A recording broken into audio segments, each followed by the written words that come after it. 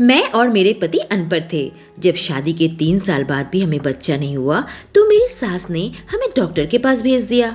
Test के बाद doctor ने कहा तुमको 3 रात इलाज के लिए मेरे पास आना होगा। मैं अकेली उनके पास चली गई, लेकिन मेरी चीख तब निकल गई जब डॉक्टर और कंपाउंडर ने मुझे बेड पर लिटा दिया और फिर इलाज के बहाने मेरे साथ। मेरा नाम शिल्पा है। मैं अनपढ़ और बहुत गरीब घर की लड़की थी। 8 साल की उम्र में मैं अपनी माँ के साथ मालिक के खेत में काम करती थी। मालिक का बेटा अमनदीप मुझसे 2 साल बड़ा था। वह अक्सर मुझसे बातें किया करता था और कभी कभी हम साथ में खेला करते थे। लेकिन धीरे धीरे मैं जवान होती चली गई और मालिक के बेटे की नज़र मुझ पर टिक गई। उसकी हसरतें जवा हो रही थी और वह मेरे पीछे पीछे पागल बना फिरता रहता था।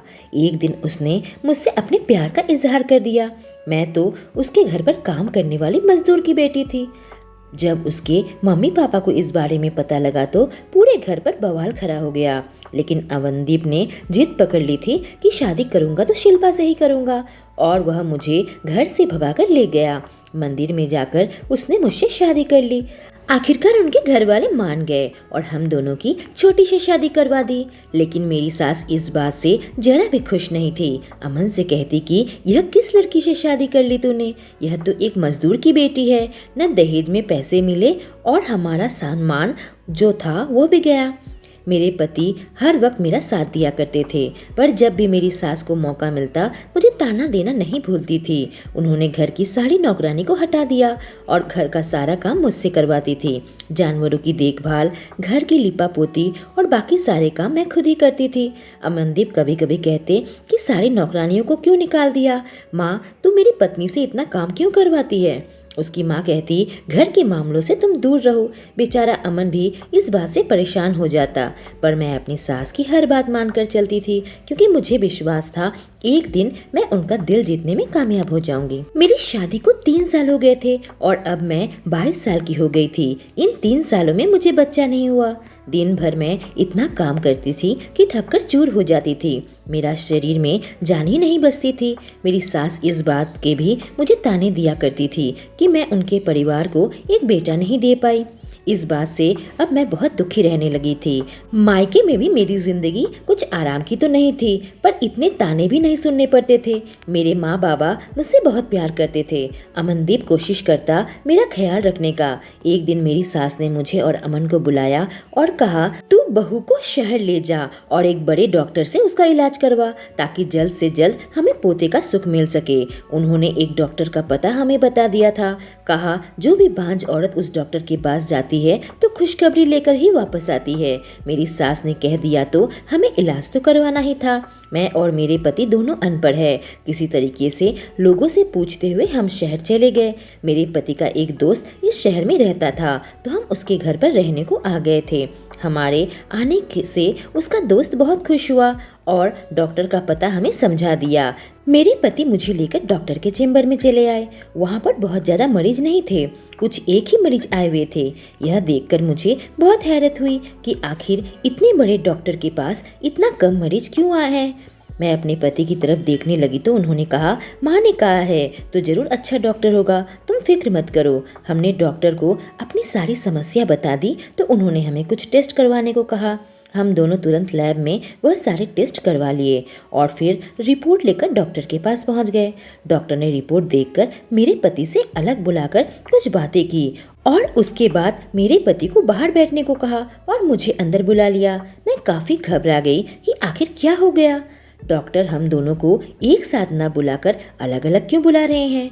मैं डॉक्टर की तरफ देखने लगी तो उन्होंने कहा कि आप इतना घबराओ मत, सब ठीक हो जाएगा।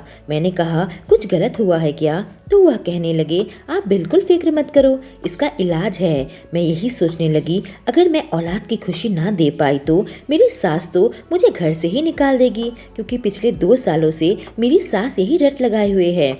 वे अपने भाई की बेटी से मेरे पति के रिश्ते की बात चला रही थी, लेकिन अमन को मैं पसंद आ गई और उन्होंने मुझसे शादी कर ली।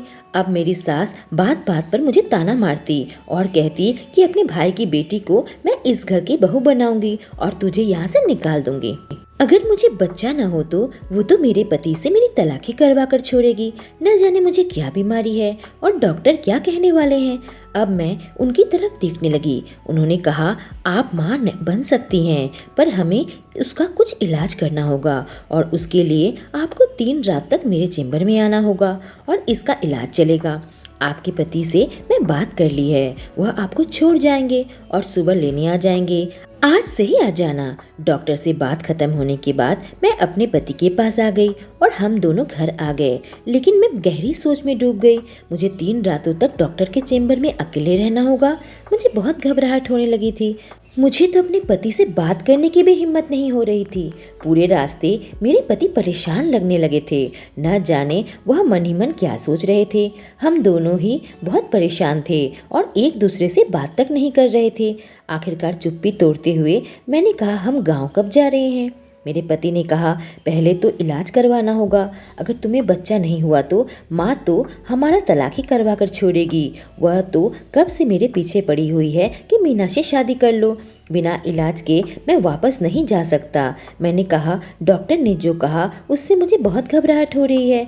न जाने 3 रात तक वह मेरा क्या इलाज करेंगे और आप भी वहाँ नहीं होंगे। मुझे ऐसा इलाज नहीं करवाना है। चलिए घर चलते हैं।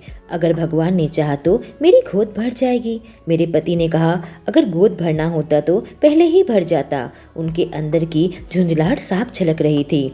मैंने कहा, मैं आपको एक बच्चा का सुख नहीं दे पाई। मेरी आंखों में आंसू आ गए थे और रोती रोती मैं कही कि आप चाहे तो मुझे छोड़कर मीना से शादी कर लो। मेरे पति गुस्से से मुझे देखने लगे और कहे, यह क्या कह रही हो? मैं तुमसे प्यार करता हूँ। पूरी दुनिया से लड़कर मैंने तुमसे शादी की है। तुम्हारा हाथ कभी नहीं छोड़ूंगा। मैं आज रात तुम्हें डॉक्टर के चेम्बर में छोड़ आऊँगा। तुम बिल्कुल घबराना मत। वह जैसा कहे वैसा ही करना। हमें बस बच्चा चाहिए, बस यही याद रखना। मुझे समझ नहीं आ रहा था कि आखिर मेरे पति के दिमाग में क्या चल रहा है, पर वह परेशान थे कि डॉक्टर ने उन्हें ऐसा क्या कह दिया होगा। जब मेरे पति ने मुझे डॉक्टर के चेम्बर में छोड़ा तो उन्होंने मेरा हाथ पकड़कर मुझे अपनी बाहों में ले लिया और कहा, बिल्कुल घबराना मत। पर उनकी बातों से मैं और ज़्यादा घबराने लगी कि आखिर अब मेरे साथ क्या होगा। उस वक्त इस बात से अनजान थी कि मेरे साथ कितनी बड़ी साजिश रची जा रही है, बस सिर्फ इसीलिए कि मैं एक मजदूर की बेटी हूँ। मैंने कभी सपने में भी नहीं सोचा था कि मेरी जिंदगी इस मुकाम तक पहुँच जाएगी। जब मैं डॉक्टर के चेम्बर पर पहुंची तो वहां और कोई भी नहीं था, बस डॉक्टर अकेले थे। मैंने उनसे पूछा, डॉक्टर साहब नर्स नज़र नहीं आ रही है?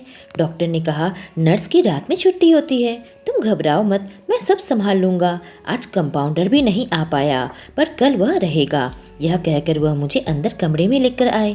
उन्होंने मुझे एक अस्पताल का कपड़ा दिया और कहा, इसे पहनकर इस बेड पर लेट जाओ। कपड़े को देखकर मेरे दिल की धड़कन बहुत तेज हो गई थी। मैं कपड़े बदल कर आ गई। डॉक्टर ने मुझे उस बेड पर लेटा दिया और फिर धीरे धीरे मेरा चेकअप करने लगा।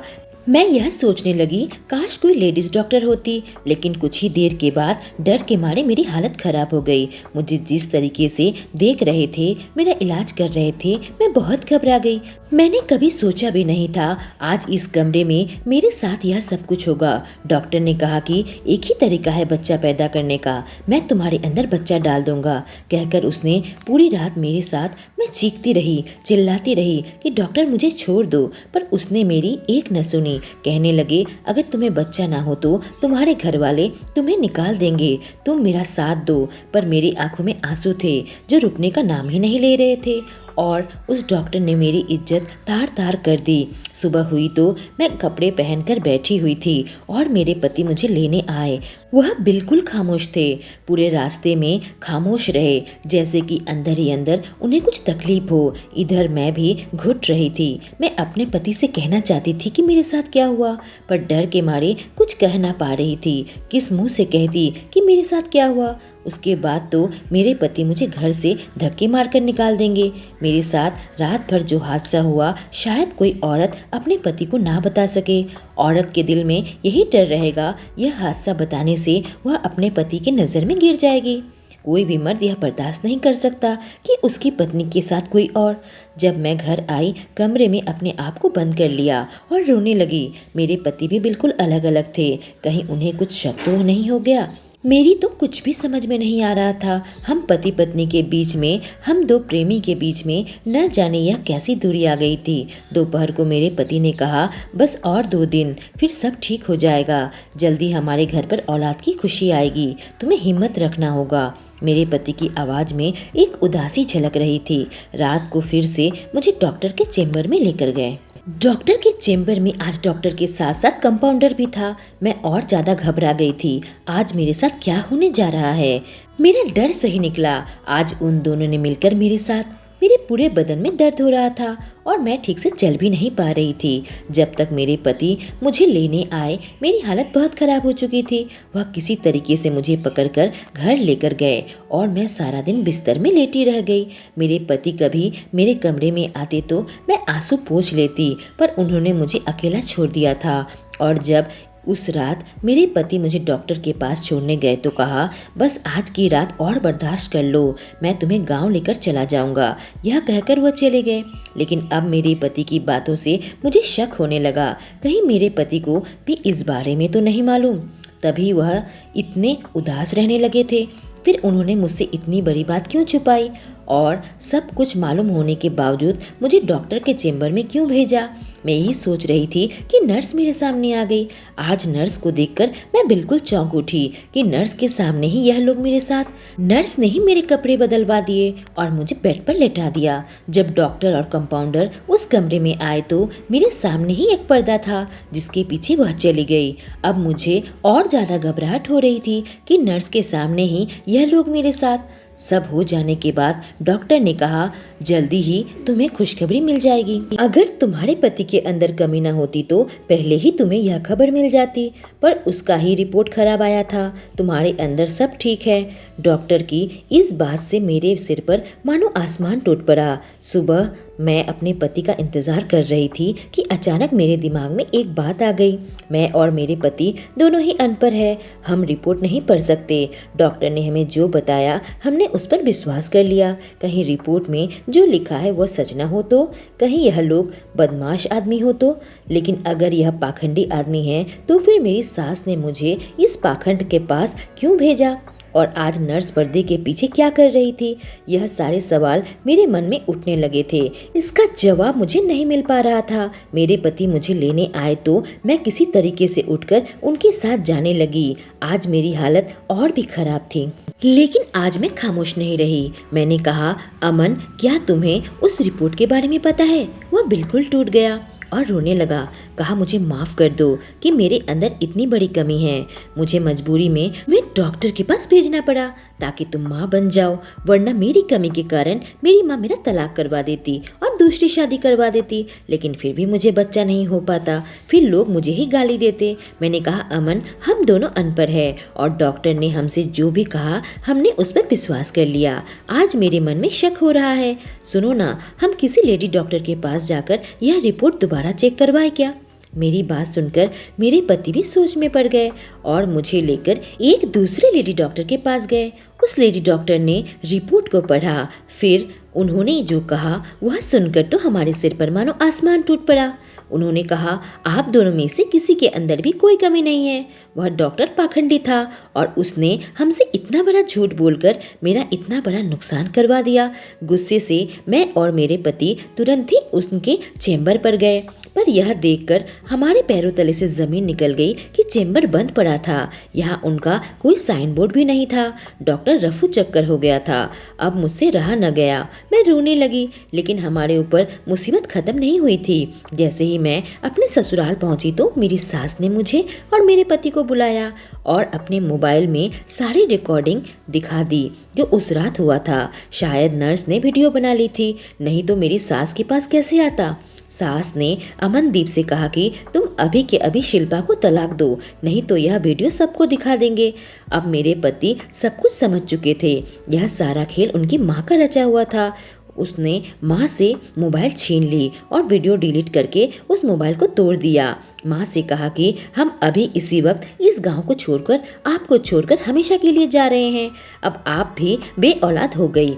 आपने अपने बेटे के साथ इतना बड़ा धोखा किया, अपनी बहू के साथ इतना बड़ा धोखा किया, क्योंकि आपके भाई की लड़की से मैं शादी नहीं की थी। शिल्पा को आपकी वजह से क्या कुछ नहीं सहना पड़ा। अगर आप अपने वीडियो को लेकर कोई भी छेड़छाड़ी की तो आपके खिलाफ पुलिस में कंप्लेंट करवा दूंगा। आपके ऊपर चार्ज डालकर आपको हमेशा के लिए जेल भिजवा दूंगा। यह कहकर मेरा पति और मैं सारा सामान बांधकर निकलने लगे कि माँ ने कहा तेरी पत्नी को गोली खिलाकर बांध इसलिए बना रखी थी कि तू इसे भगा दे। आज इसने इज्जत भी गवा दी, फिर भी तू इसका साथ देगा। मेरे पति ने कहा हाँ ये प्यार है, कहकर हम गांव को छोड़कर हमेशा के लिए शहर आ गए। घर चलाने के लिए हम दोनों ने ही काम ढूंढ लिया। 6 महीने के अंदर मैं गर्भवती हो गई। मेरी सास से दूर न होती तो पता नहीं चलता कि वह मुझे बच्चा ना होने की दवा खिलाती है। अमन और मैं पढ़ाई शुरू कर दिया, क्योंकि अगर हम पढ़े लिखे होते तो हमारे साथ यह सब कुछ होता ही नहीं। आपको क्या लगता है? दोस्तों, अगर आपको यह कहानी पसंद आई हो तो हमारे चैनल को सब्सक्राइब करें और बेल आइकॉन को प्रेस करें। Thank you.